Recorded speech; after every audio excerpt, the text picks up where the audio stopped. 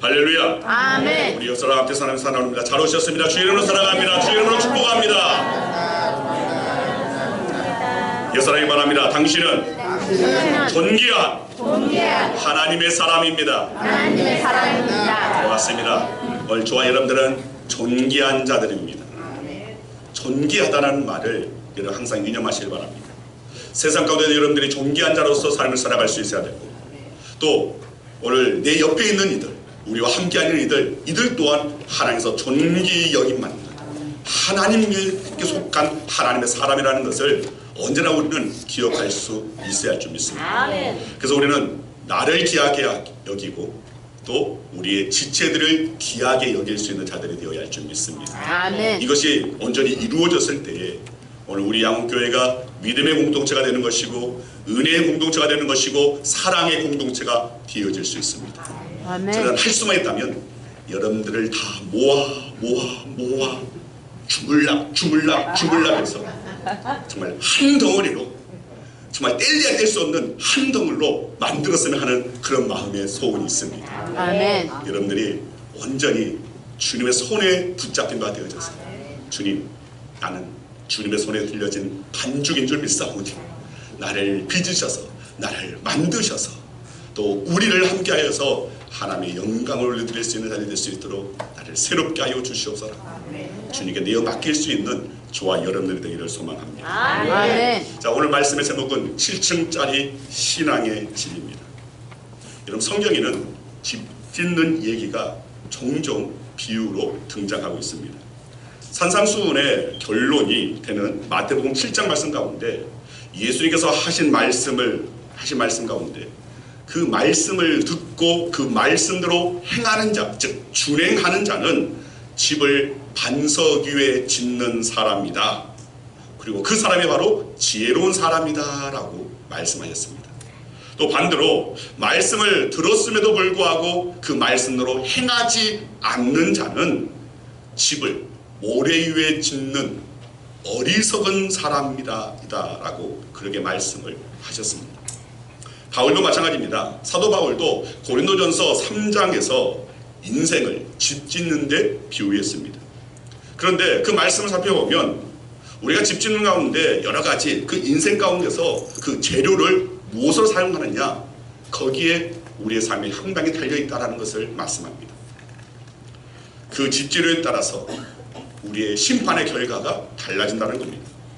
나무와 풀과 집이라는 재료를 만드는 자는 나중에 하나님의 그 심판이 말 때에 그 모든 것이 다 사그라져 버려서 아무것도 남지 않을 것이다. 그러나 금과 은과 보석이라는 재료를 가지고 집을 지으면, 인생의 집을 지으면 그것은 불로도 사라지지 않고 온전히 하나님 앞에 영광을 드릴 수 있는, 그래서 우리가 삶 가운데서 하나님께서 귀히 여기시는, 우리의 금같이 여기시는, 보화로 여겨주시는 오늘 하나님의 주신 각종 은사대로 또 말씀대로 우리는 집을 지을 수 있는 자들이 되어야 한다는 것입니다. 그래서 오늘 말씀에는 이 금과 은과 보석과 같은 그 재료들이 무엇인지를 우리에게 분명히 명확하게 알려주는 그런 말씀입니다. 자, 오늘 본문도 사실 이 집 짓는 이야기입니다. 베드로는 신앙의 7층 집을 지으라고 합니다. 그리고 가장 높은 층이 7층인데 그 7층이 바로 우리가 흔히 가장 꼭대기에 있는 집을 펜트하우스라고 합니다. 이 펜트하우스가 바로 어떤 집이냐? 사랑의 집이라는 겁니다.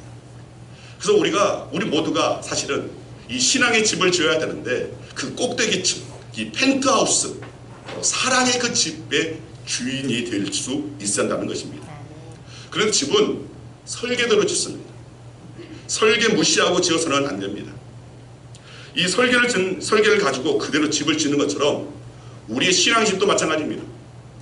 말씀대로 지어야 됩니다. 하나님의 그 말씀을 따라서 우리의 신앙이 차곡차곡 지어졌을 때에 비로소 하나님께 인정받을 수 있다는 겁니다. 자, 오늘 이 말씀의 말씀 인용이, 오늘 설교는 말씀 인용이 굉장히 많습니다. 저도 평소에 여러분들 말씀 전할 때 말씀 인용을 많이 하는 편인데 오늘도 특별히 많습니다. 왜냐하면 제 말을 하는 것이 아니라 우리는 정강준 목사의 그 말을 듣기 위해서 여러분들 온 것이 아니라 주의 말씀을 듣기 위해 오셨습니다. 아멘. 그리고 우리가 새로워지고 우리가 재창조되어지고 우리가 달라지고 우리가 성장하고 성숙해지는 것은 다른 데 있지 않습니다. 말씀으로 말미암아 그리고 말씀 가운데 역사하시는 하나님의 영 성령으로 말미암아 오늘 우리는 성장하고 성숙해지고 그리고 거듭날 수 있기 때문입니다. 아멘. 그래서 그 모든 것에 오늘 정점이 되는 이 말씀을 가지고 오늘 함께 살펴보는 시간입니다. 자, 우리가 신앙생활을 하면서 기본적으로 알아야 할 것은 신앙에도 단계가 있다는 것입니다. 어느 누구도 신앙의 단계를 무시하고 하루아침에 온전한 믿음을 소유할 수는 없습니다. 그래서 우리는 계속해서 그 단계를 밟을 수 있는 자들이 되어야 됩니다. 오늘 본문에 보면 하나님께서 우리를 부르신 이유가 있다고 말씀합니다. 자, 어떤 이유인지 4절 말씀, 오늘 본문 4절 말씀 같이 한번 읽겠습니다.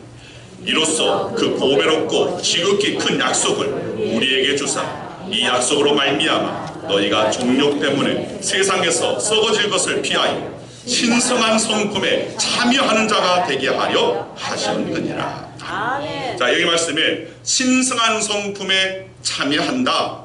자, 이 말은 하나님의 성품을 닮아가는 것을 말하는 겁니다.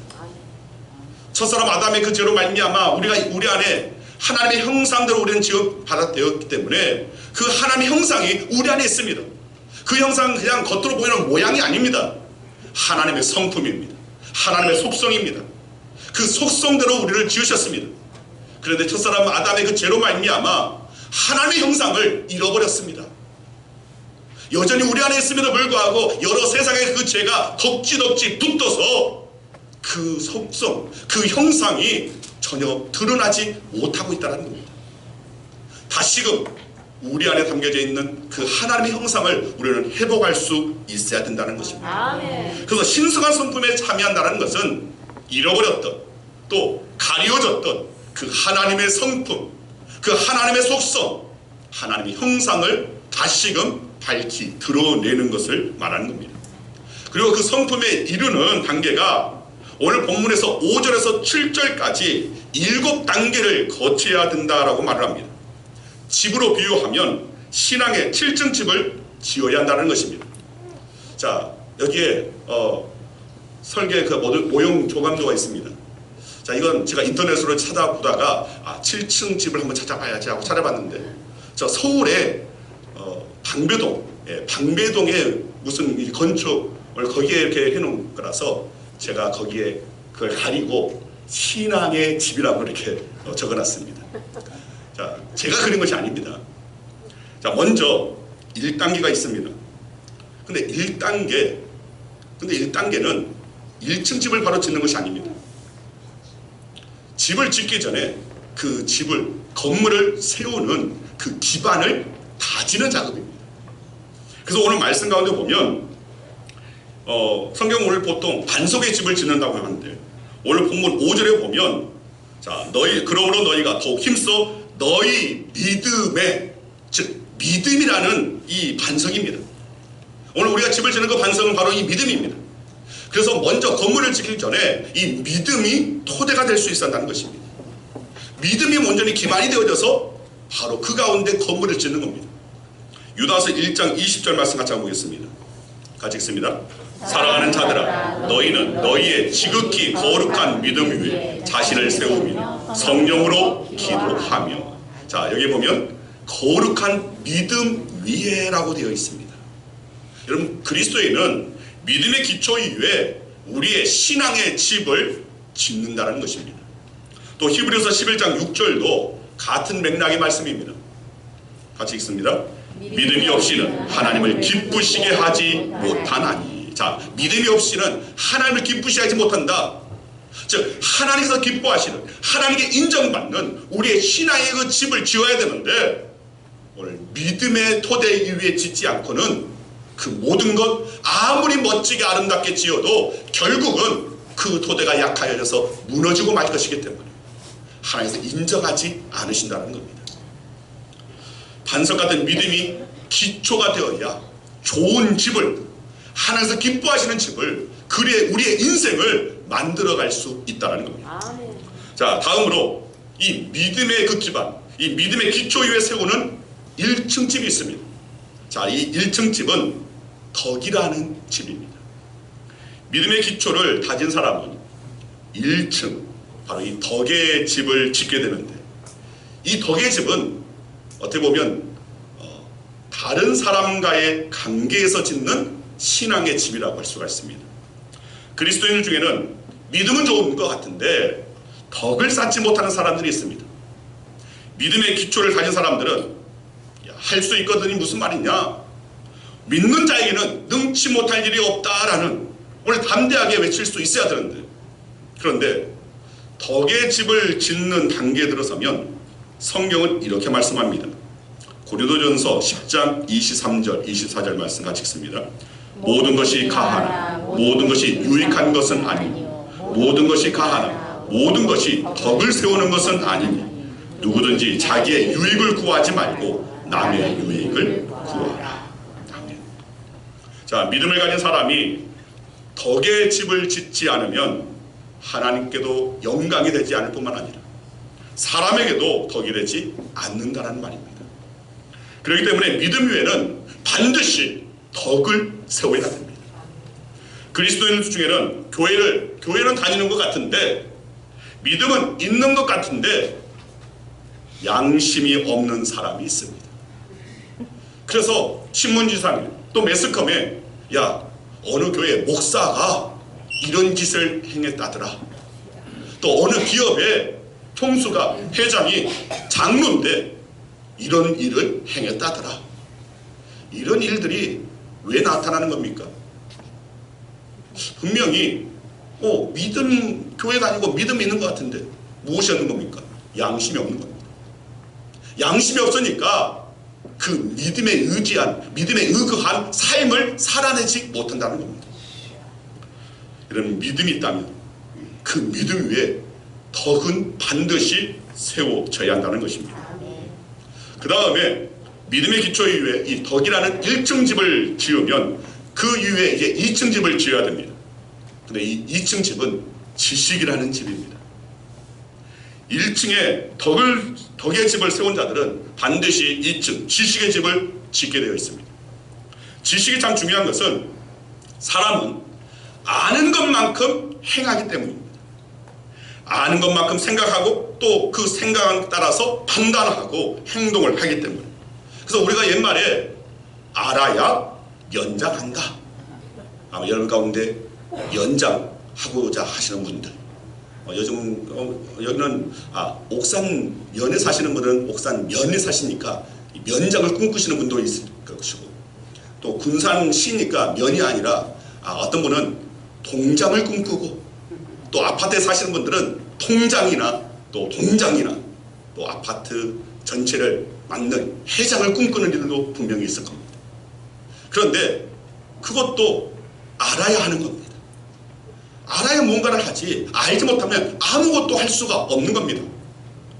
그래서 마찬가지입니다. 오늘 우리가 하나님을 알아야지만이, 성경의 말씀을 알아야지만이 하나님께서 기뻐하신 것이 무엇인지, 하나님께서 택한 우리들을 향하여서 바라는 바가 무엇인지를 제대로 알아야 바로 행할 수 있다는 것입니다. 아멘. 성도는 말씀을 알아야 그 말씀을 통하여서 하나님을 기쁘시게 할 수 있는 그 길을 걸을 수 있다는 겁니다. 아멘. 오늘 우리는 하나님을 아는 데 힘쓸 수 있어야 됩니다. 구약 성경에 호세아 선지자가 이렇게 말했습니다. 자, 호세아 4장 6절 말씀입니다. 같이 읽습니다. 내 백성이 지식이 없으므로 망하는도다. 네가 지식을 버렸으니 나도 너를 버려 내 제사장이 되지 못하게 할 것이요, 네가 네 하나님의 율법을 잊었으니 나도 네 자녀들을 잊어버리리라. 하나님을 아는 지식을 내던져버리고 세상 지식만 붙잡고 세상의 가치만 붙잡고 나아가면 결국은 하나님께서도 우리를 버리시겠다는 것입니다. 또 호세아 6장 3절에 이렇게 말합니다. 같이 읽습니다. 그러므로 우리가 여호와를 알자. 힘써 여호와를 알자. 그의 나타나심은 새벽빛같이 어김없나니 비와 같이 땅을 적시는 늦은 비와 같이 우리에게 임하시리라 하니라. 호세아는 우리가 하나님을 아는 것을 놓아버리면 우리는 망할 수밖에 없다. 이제 우리가 하나님을 아는 데에 힘쓰자. 하나님을 알자, 하나님을 알자라고 외치고 있는 겁니다. 하나님을 알아가면 하나님께서는 우리의 삶 가운데 빛을 비추어 주실 것이고, 하나님을 아는 가운데 하나님께서 우리와 함께 하셔서 하나님을 아는 자의 삶 가운데 주의 영광을 나타내 보여주시겠다는 약속입니다. 아멘. 자, 이렇게 이 지식의 2층 집을 우리는 지을 수 있어야 됩니다. 그 다음에 지식 위에 지을 3층 집입니다. 이 3층은 절제라는 집입니다. 절제의 집은 자기 자신과의 관계에서 짓는 신앙의 집입니다. 1층이 덕의 집, 즉 다른 사람과의 관계에서 짓는 집이라면, 이 3층의 절제는 자기 자신과의 어떤 관계 속에서 자기 자신을 조절하는 오늘 그런 가운데 짓는 집입니다. 자, 하나님의 말씀의 지식을 가진 사람은 그 말씀의 지식을 따라 자기를 절제할 수 있어야 한다는 것입니다. 아멘. 말씀을 알았는데 말씀으로 살지 못하고 자기 생각대로 자기 뜻대로 오늘 그렇게 살아갈 수가 있습니다. 그래서 오늘 이 지식을 집을 짓고 난 다음에는 하나님을 알았다면 오늘 그 말씀대로 하나님의 그 뜻 앞에서 우리의 모든 것을 이 조절할 수 있어야 한다는 것입니다. 아멘. 그래서 이 절제, 이것은 반드시 우리에게 필요한 것입니다. 자, 잠언 16장 32절 말씀 봅니다. 노하기를 더디하는 자는 용사보다 낫고 자기의 마음을 다스리는 자는 성을 빼앗는 자보다 나으니라. 여러분, 사실 신앙생활에 있어서 가장 큰 문제가 무엇이냐면 사실은 다른 사람의 문제가 아닙니다. 환경의 문제가 아닙니다. 세상의 문제가 아닙니다. 언제나 하나님 앞에서 내 자신이 문제가 되는 겁니다. 그래서 우리는 언제나 하나님 앞에서 겸손하면서 하나님 보실 때 나의 모습을 들여다볼 수 있어야 되고, 그것을 참되게 들여다보았으면 이제는 조금씩 오늘 그것을 갖고 갈 수 있는 자들이 되어야 한다는 것입니다. 아멘. 가장 중요한 것은 어떻게 보면 말씀 앞에 서 있는 나 자신이라는 겁니다. 그래서 많은 사람들이 나 자신의 감정에 치우치고 나 자신의 기분에 치우칩니다. 그러다 보니까 신앙인으로서의 삶에 실패하는 경우가 많습니다. 운동선수들 말을 들어봐도 결국은 자기 자신과의 싸움일 뿐입니다 라고 그렇게 말을 하는 겁니다. 맞습니다. 오늘 나 자신을 잘 절제하며 만들어가는 것이 우리에게 필요하다는 겁니다. 그 다음에 4층 집은 인내의 집입니다. 자, 절제가 자기 자신과의 관계 속에서 짓는 신앙의 집이라면, 인내는 환경, 우리를 둘러싼 어떤 환경, 상황, 그 가운데서 짓는 신앙의 집입니다. 그런데 왜 인내가 필요합니까? 그것은 인내하지 못하는 믿음은 온전한 믿음이 되지 못하기 때문입니다. 그리고 좋은 결과도 거둘 수 없기 때문에 그렇습니다. 구약성경에 보면 욥이라는 인물이 나옵니다. 욥은 고난의 대명사라고 할 수가 있습니다. 자, 이 욥은 얼마나 정말 힘든 일을 겪었는지, 갑자기 태풍에 집이 무너지면서 10명의 자녀를 한순간에 잃어버렸습니다. 그리고 사랑하는 아내도 갑자기 몰아닥친 악한 상황 견뎌내지 못하고 욥을 향하여서 저주하고 떠나갔습니다. 그뿐만 아니라 온몸에 더러운 악창이 일어나서 깨어진 그 기앗돌, 기앗집, 기앗 조각을 가지고 몸을 벅벅 긁어서 긁지 않으면 견딜 수 없는 그런 신적인 고난도 이 욥에게는 찾아왔습니다. 그런데 욥에게 닥친 고난 중 가장 큰 고난은 영적인 고난이었습니다. 지금까지는 하나님의 의인이라고 인정받았습니다. 또 사람들에게도 인정받았습니다. 그렇게 인정받고 하나님의 사랑을 받았던 이 욥인데, 이제는 하나님이 내 삶 속에서 계시지 않는 것만 같습니다.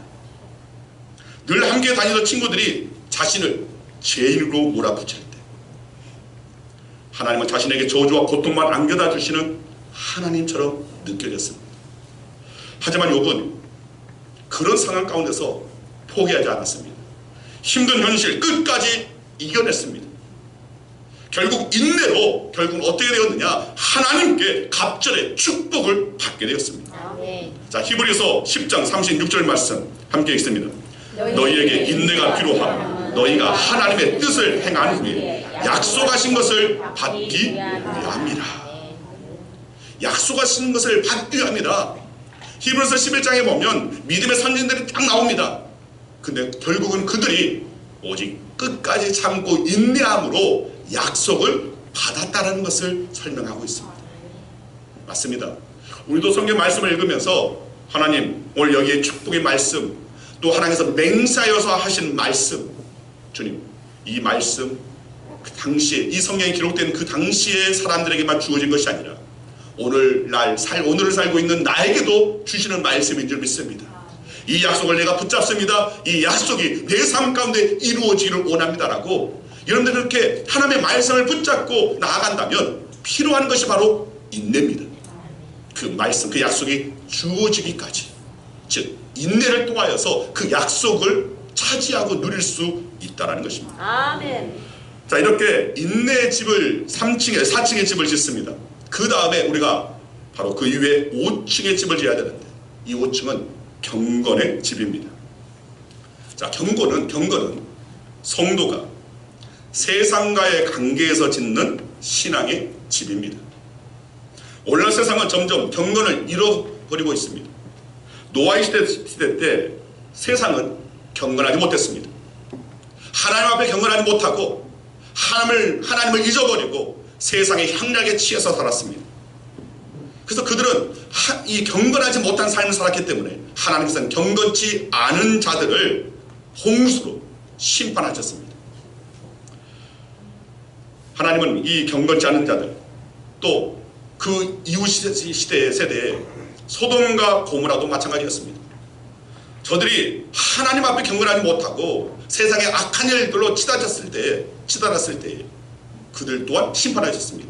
대신 물이 아닌 이번에는 불로 심판하셨습니다. 자, 베드로후서 2장 5절 6절 말씀 같이 봅니다.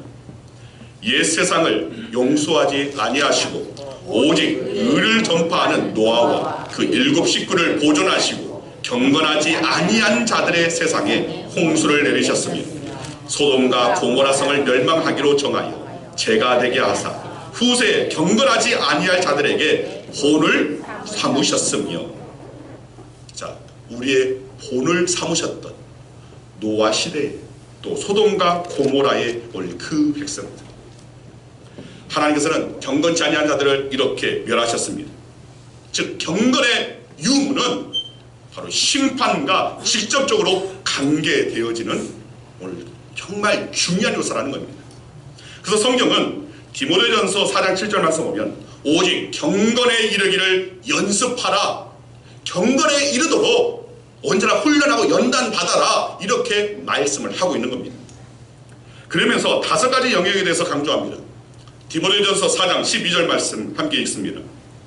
누구든지 내 연소함을 없이 여기지 못하게 하고 오직 말과 행실과 사랑과 믿음과 정절에 있어서 믿는 자에게 본이 되리라. 자, 경건의 5가지 영역에 대해서 나와 있습니다. 말, 행실, 믿음, 사랑, 정절입니다. 그런데 이 경건의 집을 짓는 데는 굉장히 힘이 듭니다. 왜 힘이 드는가? 디모데후서 3장 12절 말씀 보면 무릇 그리스도 예수 안에서 경건하게 살고자 하는 자는 박해를 받으리라. 박해를 받게 된다는 것입니다. 이 박해가 뒤따르는 것이기 때문에 경건의 그 집을 짓는 것은 굉장히 힘이 들 수밖에 없습니다.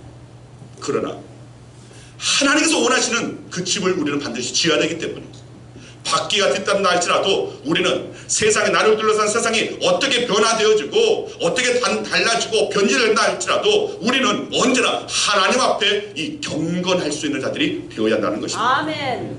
세상의 경건함을 잃어갈 때 저와 여러분들도 함께 경건함을 잃어버린다면 세상이 심판받을 때 우리가 설 자리가 사라지고 말 것입니다.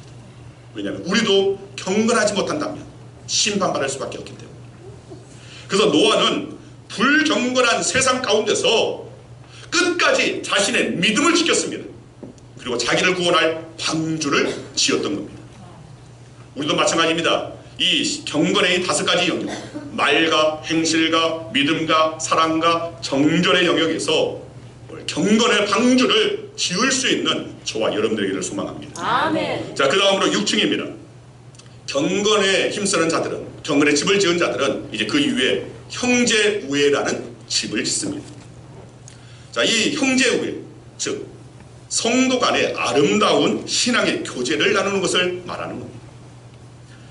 요즘에는 나는 그냥 터치받고 싶지 않아. 나는 그냥 교회만 조용히 왔다 갔으면 좋겠어. 자, 그런 이들이 갈수록 많아집니다. 저도 서울에서 또 대전에서 큰 교회를 다녔습니다. 그런데 그분들이 교회를 오는데 이 단서 조항을 거는 겁니다. 저는 목장이나 구역이나 그런 데 편성 안 하고 싶고요. 저는 교회에 그냥 나갈 때 제가 나갈 테니까 안 나오더라도 저한테는 전화 주지 마세요. 이렇게 말씀하시는 분들이, 노골적으로 말씀하시는 분이 종종 있습니다. 터치받고 싶지 않다는 겁니다. 그저 왔다 조용히 말씀 듣고 그리고 가겠다라는 겁니다. 자, 그게 과연 하나님께서 기뻐하시는 신앙의 모습일까? 그건 아닙니다. 하나님께서 바라시는 것은 성도 간에 온전히 정말 그 말씀을 받아서 하나님의 그 사랑의 그 교제가 이루어지는, 신앙의 공동체가 이루어지는 것을 하나님께서는 원하신다는 겁니다. 데살로니가전서 4장 9절 말씀입니다. 같이 읽습니다. 형제 사랑에 관하여 너희에게 쓸 것이 없음은 너희들 자신이 하나님의 가르치심을 받아 서로 사랑합니다. 자, 당시 데살로니가의 그 교회는 더 말할 필요가 없는 교회였다라는 것입니다. 저는 우리 양문교회도 그런 교회 되었으면 좋겠습니다. 아멘. 더 이상 서로 우리는 형제입니다. 우리는 자매입니다. 우리는 한 가족입니다. 우리는 한 공동체입니다. 우리는 하나됨을 이루어야 됩니다. 아멘. 더 이것을 강조할 필요가 없는 교회. 그런데 그게 과연 가능할까?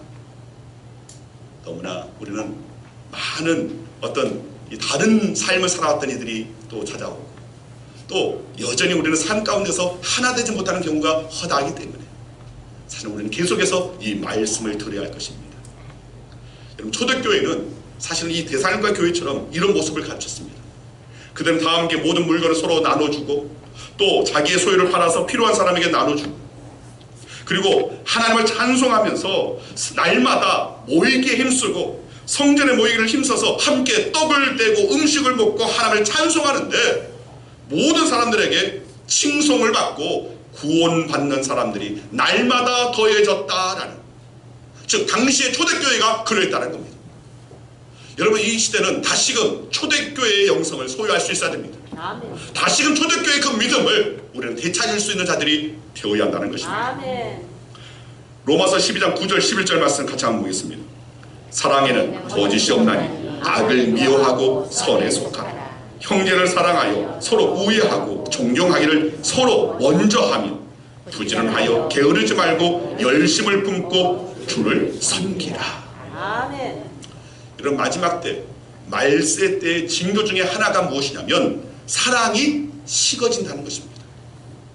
점점 사랑이 식어져서 하나님의 그 받은 사랑이 또 이 땅 가운데서 함께 거하는 사랑자들에게 그 사랑을 나누어주고 사랑의 교제를 해야 되는데, 말세 때가 되면 그 사랑이 식어진다는 겁니다. 하나님과 관계 속에서 사랑이 식어져 버리고, 사랑과 사랑의 그 관계 속에서 사랑이 식어져 버린다는 것입니다. 여러분, 사랑이 식어진 교회는 하나님이 인정받을 수가 없습니다. 오늘 저와 여러분들은 언제나 하나님의 주신 사랑뿐만 아니라 또 그 사랑으로 더불어 오늘 우리의 이웃과의 그 사랑도 더욱더 활활 타오를 수 있는 저와 여러분 되기를 소망합니다. 아멘. 자, 이제 마지막 7층입니다. 자, 7층 펜트하우스입니다. 우리가 반드시 이루어야 할 7층은 바로 사랑의 집입니다. 신앙의 집 중에서 가장 높은 단계가 바로 사랑입니다. 사랑은 신앙의 절정입니다. 신약과 구약, 즉 성경 전체를 요약하신 말씀이 마태복음 22장에 나옵니다. 마태복음 22장 37절에서 40절까지 우리 함께 말씀 같이 읽습니다. 예수께서 이르시되 내 마음을 다하고 목숨을 다하고 뜻을 다하여 주 너의 하나님을 사랑하라 하셨으니 이것이 크고 첫째 되는 계명이요 둘째도 그와 같으니 내 이웃을 내 자신같이 사랑하라 하셨으니 이 두 계명이 온 율법과 선지자의 강령입니다. 가장 큰 것이 사랑입니다. 정말 마음을 다하고 목숨을 다하고 뜻을 다해서 하나님을 사랑한다면 이제는 그것으로 전부가 아닙니다. 그 사랑으로 이웃을 사랑할 수 있어야 한다는 겁니다. 고린도전서 13장 13절에 그런즉 믿음, 소망, 사랑 중에 이 세 가지는 항상 있을 것인데 그 중에 제일은 사랑이라. 가장 첫째 되는 것이 사랑이라고 말합니다. 성령의 은사 중에도 방언의 은사가 있고 예언의 은사가 있고 병 고치는 은사가 있고 여러 은사가 있습니다. 그런데 고린도전서 12장 31절 말씀 보면 너희는 더욱 큰 은사를 사모하라 라고 말씀하시는데 더욱 큰 은사가 바로 사랑임을 우리에게 말씀하고 있습니다. 성령의 은사 중에서 가장 큰 은사가 바로 사랑입니다. 사랑이 없으면 그건 미완성입니다. 아직 온전하지 않은 겁니다. 여러분, 사랑이 바로 우리 안에 지어졌을 때 비로소 신앙의 7층집이 완성되어진다는 겁니다. 로마서 14장 8절 말씀 같이 한번 읽겠습니다. 피차 사랑의 빛 외에는 아무에게든지 아무 빛도 지지 말라. 남을 사랑하는 자는 율법을 다 이루었느니라. 자, 그리고 10절 말씀 같이 읽습니다. 사랑은 이웃에게 악을 행하지 아니하나니 그러므로 사랑은 율법의 완성이니라. 자, 지금까지 신앙의 7층집 살펴봤습니다. 믿음의 기초 이후에 1층인 덕의 집을, 2층인 지식의 집을, 3층의 절제의 집을, 4층의 인내의 집을, 5층의 경건의 집을, 6층의 형제 우애의 집을, 그리고 마지막 7층 펜트하우스의 사랑의 집을 짓고 주인은 어느 곳에 거합니까? 가장 꼭대기. 거기 보면 건물주는 가장 꼭대기에 있습니다. 근데 건물주가 꼭대기에 있는데 이 꼭대기만 산다고 해서 그 아래에 있는 집의 주인이 아닙니까? 아닙니다. 1층부터 다 지어지는 그 집이, 그 건물이 지어지는 그 땅도, 그 건물도 그 사람의 주인입니다. 주인이 거하는 집은 바로 가장 꼭대기 펜트하우스, 사랑의 집이 되어야 됩니다. 우리 양원기 모든 성도들이 바로 이 7층의 주인이 되어지기를 소망합니다. 아멘. 7층의 주인이 되면 그 아래에 있는 모든 것 또한 다 주인이 되는 것입니다. 누구나 신앙생활을 한다는 점에서는 똑같을지 몰라도 신앙의 단계가 어느 정도에 이르렀느냐, 여기에 따라서 큰 차이가 있을 수 있습니다. 1층에서 보는 것과 7층에서 보는 세상은 다릅니다. 마찬가지입니다. 영적인 세계도 더 높은 단계까지 올라간 사람이 더 높은 곳에서 바라보고 더 멀리 바라볼 수 있는 겁니다. 아멘. 사실 이 모든 것은 우리가 함께 지어가야 할 부분입니다. 신앙의 실증집은 사실 평생을 통해서 건축해야 하는 신앙의 집입니다. 그리고 서로의 신앙에 대해 비판하거나 또 남을 헤아려서도 안 됩니다. 왜냐하면 우리 모두가 아직은 다 공사 중에 있는 자들이기 때문에 그렇습니다. 여러분, 다 공사 중에 있습니다. 만들어가고 있는 가정 가운데 있습니다. 하지만 아예 공사를 포기한 사람이 되어서는 안 될 것입니다. 어린아이가 태어나면 금방 밥을 먹고 뛰어다니고 직장생활하고 돈 벌어오고 하는 거 아닙니다. 여러 가지 단계와 과정을 통해서 점점 성장하는 겁니다. 처음에는 우유를 먹고 죽을 먹다가 이후에 밥을 먹습니다. 처음에는 기어다녔지만 비틀거리고 넘어지면서 걸음마를 배웁니다. 그리고 성장해서 나중에는 걷고 뛰고 달립니다. 갓난아이에서 어린아이로, 어린아이에서 청소년으로, 또 청소년에서 청년으로, 그리고 장년으로 계속해서 성장해 가는 겁니다. 영적인 법칙에서도 마찬가지입니다. 교회에 다닌다고 해서 다 되는 것이 아닙니다. 예수를 믿었다고, 한번 은혜를 받았다고 해서 다 되었다고 생각하면 그것은 잘못된 판단입니다. 믿음의 사람으로서의 경건한 삶과 인격을 지니기 위해서 우리는 많은 노력이 있어야 되고 또 말씀을 통하여서 훈련 받을 수 있어야 됩니다. 이런 믿음의 성장은 자동적으로 되는 것이 아닙니다. 자동적으로 시간만 지난다고 해서 1년, 2년, 3년, 10년, 20년 그렇게 되어진다고 해서 다 되어지는 것이 아닙니다. 오늘 본문에 보면 힘쓰고 노력해야 한다는 사실을 말씀하고 있습니다. 그래서 5절과 10절에 보면 더욱 힘써라는 말을 2번이나 강조하고 있습니다. 여러분, 신앙의 집은 계속해서 중단 없이 높이 지어져 가야 합니다. 아멘. 그래서 사도 바울도 디모데전서 4장 15절에 이 모든 일에 전심전력하여 너의 진보를 모든 사람에게 나타나게 하라. 무슨 말입니까? 모든 사람에게 바로 이런 신앙의 집을 지었음을, 바로 예수님의 생명이 내 안에 있음을, 진정 오늘 나는 하나님의 사람임을 세상 가운데 증명할 수 있는 예수의 증인 되라는 것입니다. 아멘. 여러분, 예수의 증인으로서의 부족함이 없도록 우리는 성장할 수 있어야 됩니다. 그리고 성숙해져 가야 됩니다. 성장하고 성숙해졌을 때에 비로소 하나님께서 우리를 사용하여 주십니다. 우리를 통하여서 하나님의 나라를 만들어 가시는 겁니다. 2026년에 그 무엇보다도 정말 예수의 증인으로서 쓰임받는 저와 여러분입니다. 오늘 말씀을 전한 이 신앙의 7층집을 반드시 만들어가는 우리 양옥의 모든 성도님이 되기를 간절히 주의 이름으로 축원드립니다. 아멘.